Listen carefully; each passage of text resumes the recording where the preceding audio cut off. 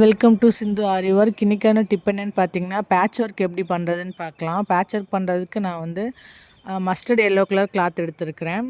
saree பார்த்தீங்கன்னா mustard yellow colour. சாரியில் ஒரு சின்ன பார்டர் தான் வந்து ரெட் கலர் வருது. ஸோ அந்த ரெட் கலர் தான் வந்து ப்ளவுஸில் யூஸ் பண்ணியிருக்கோம்.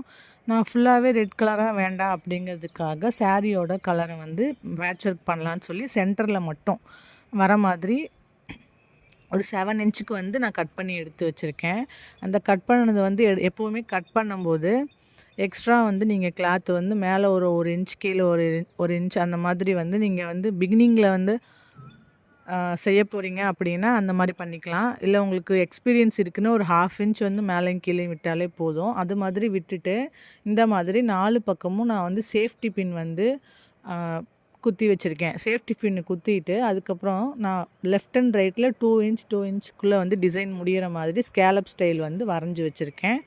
இதில் தான் வந்து இப்போ நான் வந்து செயின் ஸ்டிச் கொடுத்து பேட்ச் ஒர்க் வந்து கட் பண்ணி எடுக்க போகிறேன். ஆல்ரெடி இந்த வீடியோ வந்து செயின் ஸ்டிச் போட்டு கட் பண்ண வீடியோ ஆல்ரெடி ஷார்ட்ஸில் இருக்குது. பார்க்காதவங்க போய் பாருங்கள். பேட்ச் ஒர்க் எப்படி பண்ணணுங்கிறதுக்காக இந்த வீடியோ வந்து போட்டிருக்கேன். ஓகேங்களா?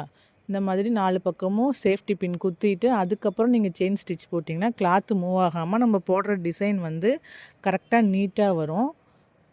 அதே மாதிரி நம்ம கிளாத்தை வந்து கரெக்டாக சென்டரில் வந்து ஃபிக்ஸ் பண்ணணும். நம்ம ஆல்ரெடி ஹேண்டுக்கு வந்து சென்டர் பார்ட் வந்து மார்க் பண்ணியிருப்போம். அந்த சென்டரில் இந்த லைன் வந்து ஃபிக்ஸ் ஆகிற மாதிரி கரெக்டாக வந்து ஃபிக்ஸ் பண்ணிட்டோன்னா எந்த ஒரு மிஸ்டேக்கும் இல்லாமல் டிசைன்ஸ் வந்து பர்ஃபெக்டாக நீட்டாக வந்துடும்.